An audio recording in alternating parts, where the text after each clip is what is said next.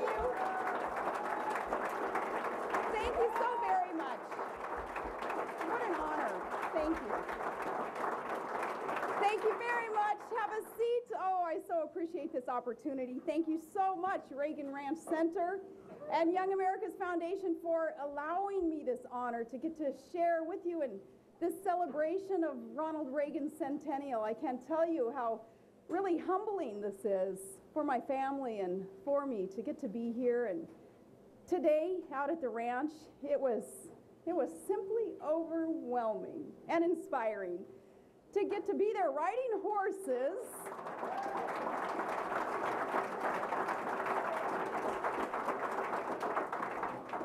Riding horses on trails that Ronald Reagan had cleared. And I have to admit, you know, we're a little bit more comfortable riding snow machine than horses. In fact, if you get a chance, ask Bristol how her experience went riding horses. But if it doesn't kill you, it makes you stronger, Bristol.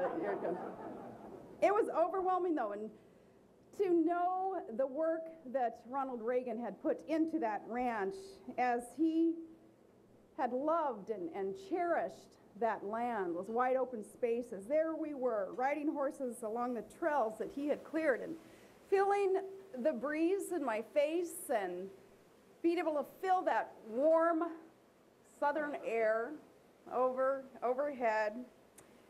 I knew instantly why Ronald Reagan loved that ranch. After riding horses, we got to drive a bit further higher up, and we got to look out over the Pacific Ocean. I knew instantly why it was he felt so inspired in that place. He loved that place. He loved it not just in visiting and enjoying its beauty. He loved it in caring for it, in working it, in building the fences with his own hands and chopping wood and clearing back the thick brush and clearing the trails. The ranch is unmistakably the home of a Western conservative who celebrated our pioneering spirit. And he thrived. He found inspiration. And he told people that he seemed to be able to see clearer out there in those wide open spaces of America's frontier. As an Alaskan, I proudly consider myself a Western conservative in the spirit of Ronald Reagan, in that tradition, because I know that he understood the small town pioneering spirit and values of hard work and rugged individualism and love thy neighbor. Those are the values that we grew up with. Those are the values Ronald Reagan embodied. They are the values of his ranch. Today there are hundreds of places that bear his name, but the ranch is one of the few that truly, when you are there, you can distinctly feel his spirit. And this is his home, of course. This home was his refuge, his still point in a turning world. And what a turbulent and turning world he faced in 1964, when, remember, he gave his famous speech, A Time for Choosing, and it was on behalf of Goldwater's campaign.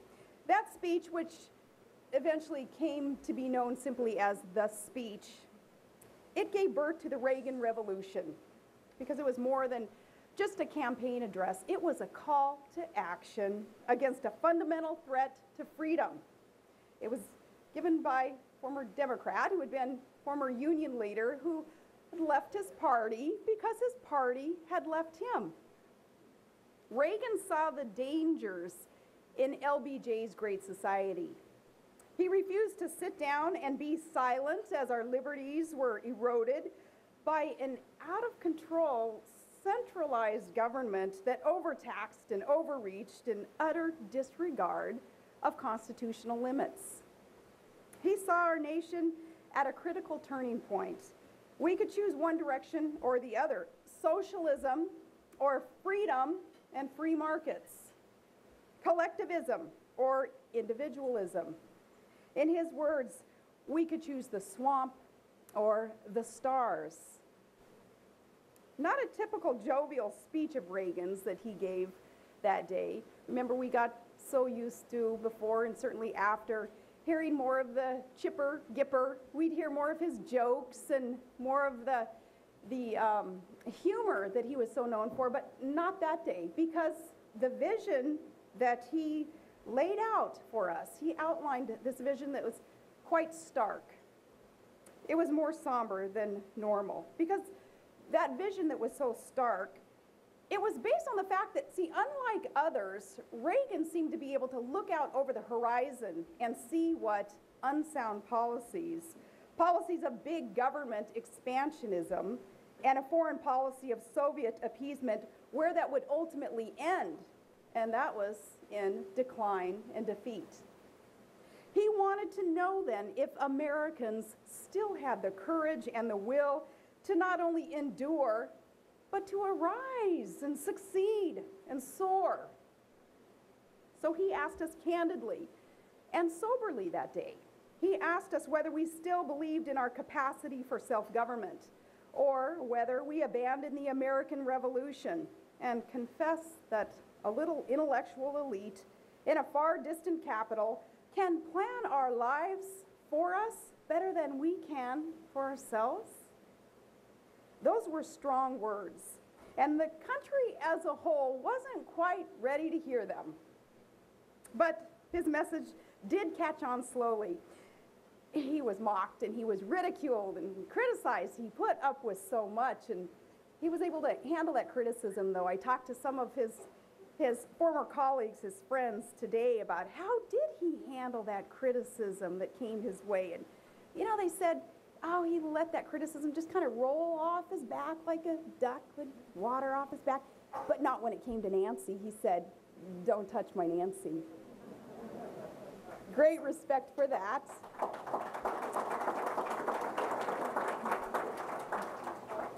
His message did catch on, though. In 1964, the conservative movement heard him. In 1966, California listened to him. In 1976, finally, the GOP rank and file listened to him. In 1980, the nation listened to him. And in 1984, the whole world heard him.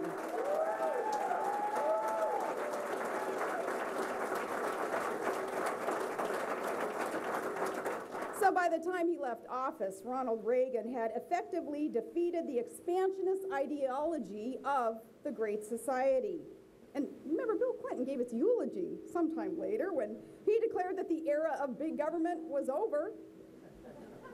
But if history teaches us anything, it's that bad ideas are never gone for good. And for the last 2 decades, folks, we have seen big government slowly encroach on us again. And it was subtle at first, couched in the language of progress and compassion. But when the financial crisis erupted in 2008, no more subtlety there. No, big government rose up and presumptuously declared itself the solution to our problems. Determined, of course, the left is to never let a good crisis go to waste.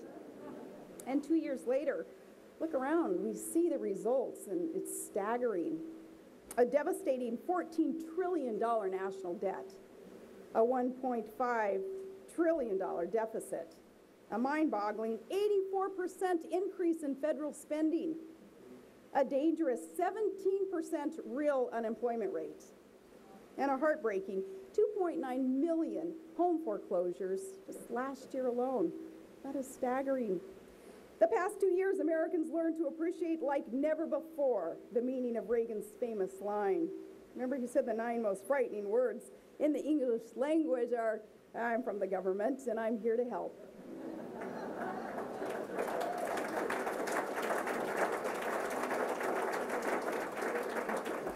Big government's help always seems capricious, expensive, and destructive. Perhaps nowhere is this more evident than right here in beautiful California, where some of the nation's richest, most fertile farmland lays fallow, and the livelihoods of thousands of hardworking family farmers are destroyed. And they're destroyed all because some faceless, dim government bureaucrat took away their lifeline, their water. And they claimed that it was in order to protect a 2-inch fish. Now, where I come from, we'd call that bait.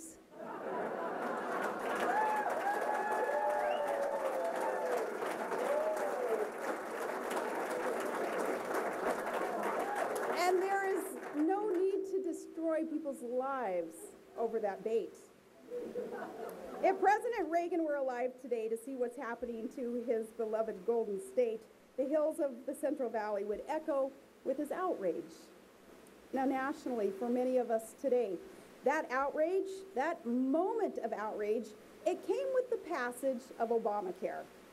For liberals, of course, it was a crowning achievement, government control of healthcare that had been a goal of theirs for generations.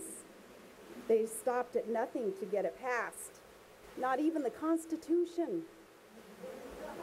And they sowed the seeds, though, of their defeat in the process. Last November, the American people rose up and decisively rejected big government. We don't want it, we can't afford it, so we fired many who had forced it upon us. We, the people, said enough is enough. But just days ago, in the State of the Union address, less than 90 days after that freedom message was sent at the ballot box, and it was an historic election. Yet we were just told, no, the era of big government, it's here to stay, and you're going to pay for it, whether you want to or not. But they can't sell it to us with the old sales pitch anymore. So this new version isn't just the tried and tired liberal nanny state of the Great Society. No, now it's much worse, and it's couched in the language of national greatness, which I think to the left, that is their version of American exceptionalism. It is an exceptionally big government where bureaucrats declare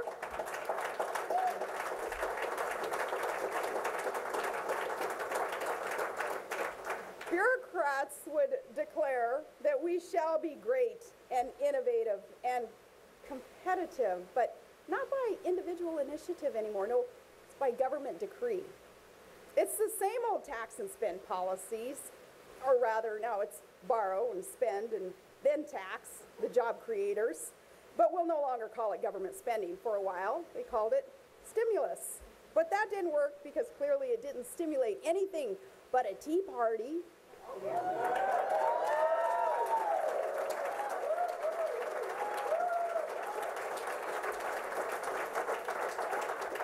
now they'll call it investing, okay? But you have to ask yourself, well, if government overspending is investing, then bankruptcy would be a sign of economic strength. And it just isn't so. Sure, they'll try, though. And they have all sorts of half-baked ideas on what to spend, invest our hard-earned money on for their idea of national greatness. These investments include everything from solar shingles to fast train tracks. But as we struggle to merely service our unsustainable debt, the only thing these investments will get us is a bullet train to bankruptcy.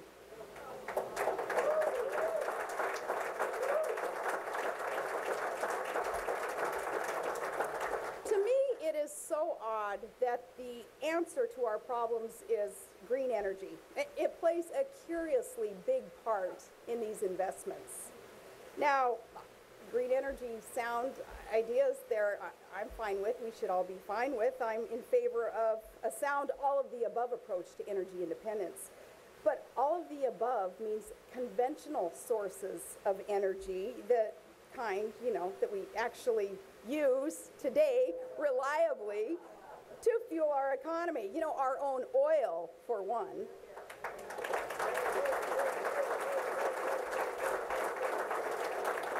And our natural gas, our coal, our nuclear. But in Washington, they've done everything in their power to stymie responsible domestic drilling. And that means hundreds of thousands of well-paying jobs will not be created. That means that Americans will pay more at the pump. It means that we're continuing then to transfer hundreds of billions of your U.S. dollars to foreign regimes to purchase energy from them. They do not have America's best interests at heart. This is dangerous. This is insane.